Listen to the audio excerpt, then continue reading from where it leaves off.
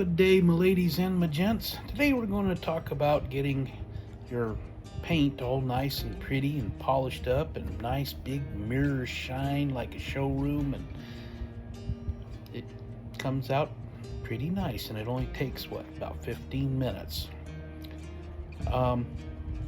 First I want to say thank you. Many thank you for all of the people that have suddenly started watching my videos, and to all you new subscribers, bless you. I can't thank you all enough. It just makes this poor old truck driver's heart just go, it thrills. It really does. I watch these and I watch the numbers start growing, and I'm thinking, wow, maybe I can. Hoping, maybe. But for all of y'all, I say thank you so much. And now, on to the polishing, the part y'all came to see.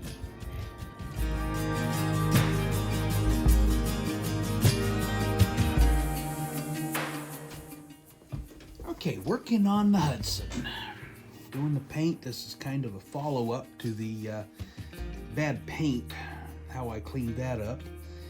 And we have now really quite a lustrous finish, but you can still see paint marks and it's still a little rough. So what we need to do first, I'm going to take the good old paper towel and just start polishing cross grain to where I had painted to help get rid of some of the ridges from the paint. Don't get them all, but it's a good start. And then just on the rest of it, just give it a, you don't want to grind too hard because then you'll start grinding the clear coat off. But this will bring a nice polish to it.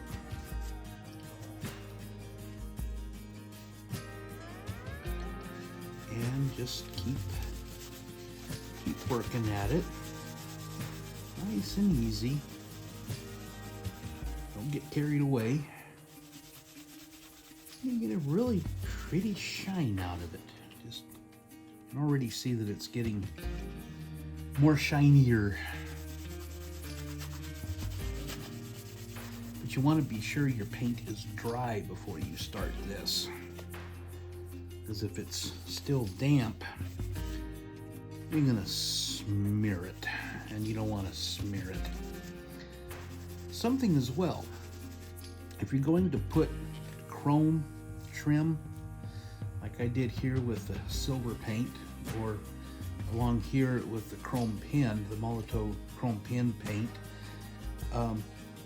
or even the decals, like here, or the decal up front. You want to put them on, and then if you can, put a coat of clear over the top of it. One thing to make sure of is that the clear, that whatever clear you use, won't dissolve the decals. Sometimes the decals are sensitive to any clear, and others, you don't want to use a enamel or lacquer clear coat over decals. It'll melt the decals. It cures too hot and it will destroy your decals. Same thing, you don't want to use a clear over acrylic paint for the same reason. It cures too hot and it causes major problems. So you want to be kind of careful. I use Tamiya Clear X22, the gloss.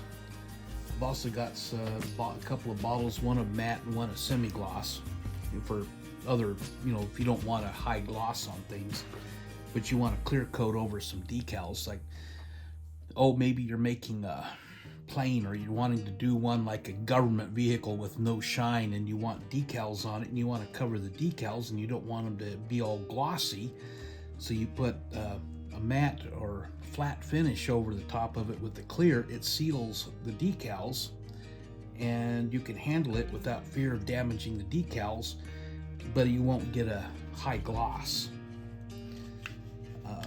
Then we've got some 10,000 grit sandpaper, wet sandpaper. It's been soaking for a little bit, get it nice and damp. We're just going to go over very gently. We're not even really going to press on it. We don't want to take any of the clear off. We don't want to gouge into the trim. We just want to give it a light buff. Keep it wet. And then dry this. You can already tell just that little bit, it's already got a much nicer shine to it. Just that little bit there. Be careful handling this, because even though it's dry, it can still leave fingerprints if you press too hard, because the paint is somewhat soft. So you don't want to get carried away and really hang on tight. And you just give it a little sanding, a little bit of lightness, and it polishes up. You don't even really need to do that much, just a little. Word of caution, working with clear, it's also working with white, can go the same thing. Be sure and use separate brushes that you reserve for clear and white, because if you have one that if I use the same brush that I use to paint all this red, and I try to use a white or a clear, I'll wind up with pink, because you can't get everything out of the old brush, and it will basically smear up and leach into the white or the clear, and you'll wind up with red paint everywhere. It's especially bad with red, but it'll do it on almost anything or any color. You'll wind up with one color bleeding into another. You'll have black bleeding into the red, or you'll have blue bleeding into the green, or whatever. But those aren't that bad. But if you're using clear or white, they're real sensitive. So use a separate brush, keep them separate, clean them in clear water, not your regular, if you're using acrylic or thinner or whatever you're using. Be sure and use a clear batch, not one that's got all the other paints in it that you've been cleaning with. Otherwise you'll get all that gook into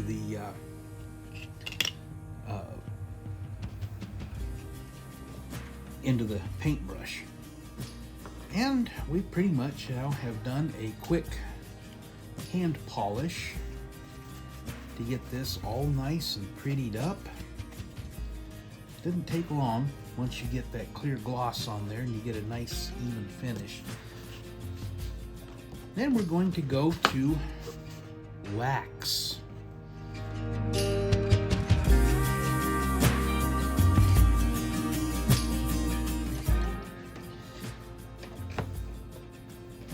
Okay, now that we have our wax, now we need to start waxing. We have good old-fashioned turtle wax.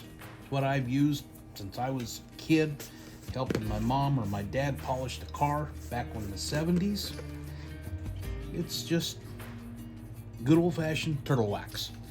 Auto parts store, whatever auto parts store you want to go to, Walmart, wherever auto parts are sold, go back there and ask them for wax.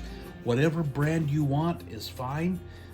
Just make sure that it doesn't have a lot of grit in it, like you're using polishing compound. You don't want to do that, because that'll start taking the paint off. You want wax. Take a cloth, whatever cloth you want, as long as it's soft, and then start doing it like you're doing your car. You just start working it in, just getting it nice and polishy. Anywhere you want a nice shiny, polished finish, you want to put a little bit of wax on it. Don't have to do a lot. That's one thing I like about turtle wax, is you don't have to use a whole lot. You don't have to use a lot of elbow grease. However, be careful with whatever wax. Don't let it dry too much, because then it starts getting difficult to work off.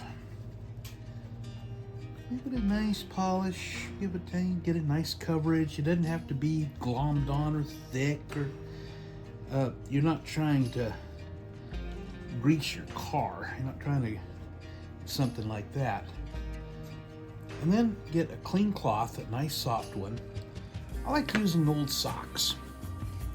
Get one that's got some holes in it. The stretchy has gone out of it.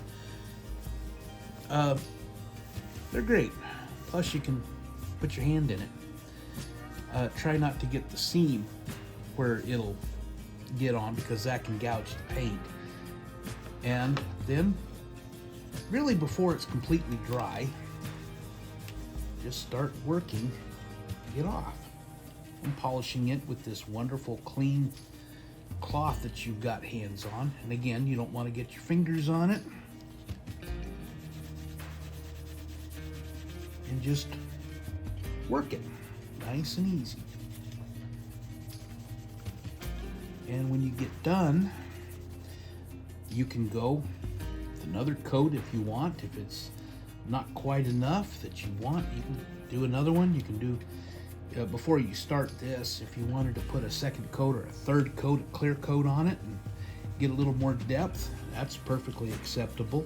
Just like you're polishing or your car. You're putting a paint job on your car that you're going to drive around. It's the same idea. You're basically doing the same thing. And you polish and polish and polish. Make sure, and it really helps if you have some good light to be able to see, so that you can see just where you've worked and where you haven't. And then make sure that you've got the polish out of it. Get these little nooks and crannies, and you wind up with polish built up in them. You don't want that, because that'll stay and it'll wind up looking, in this case, in my case, it'll look green. You don't want that. So you want to be sure and get all of the polish out.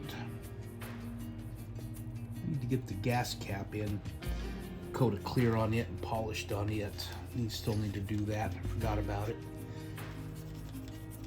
But just go around. Now you just want to take it and just give it a nice extra. You'll wind up with almost a slippery surface. You can feel it. And you wind up with a near mirror polish. You might still see some paint line or some brush strokes, but if you do it like this, you almost can't even tell. You just make sure get all of that polish out.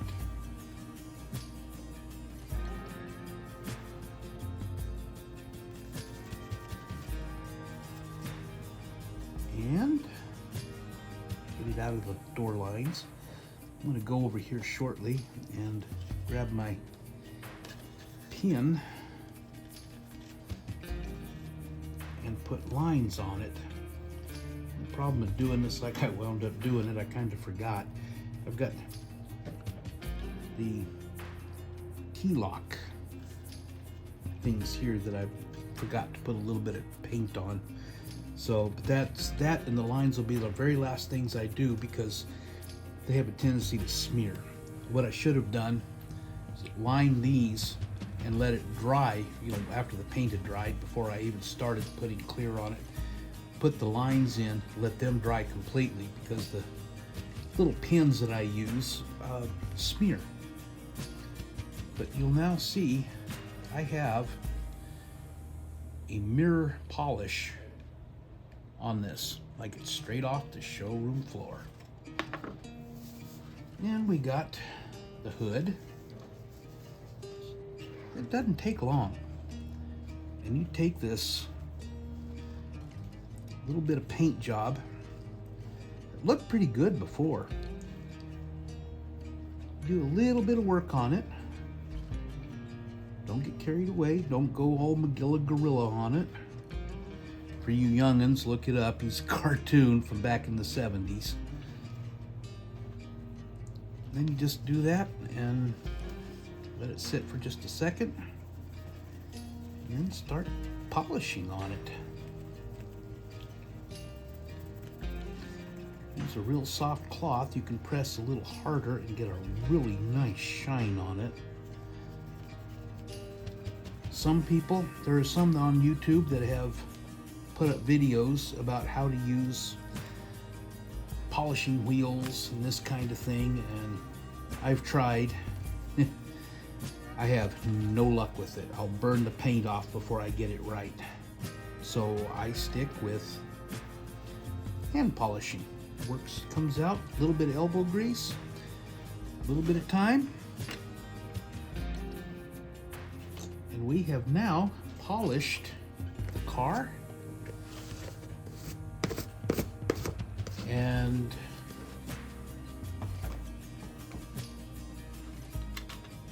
voila. Nice and pretty. Thanks for watching.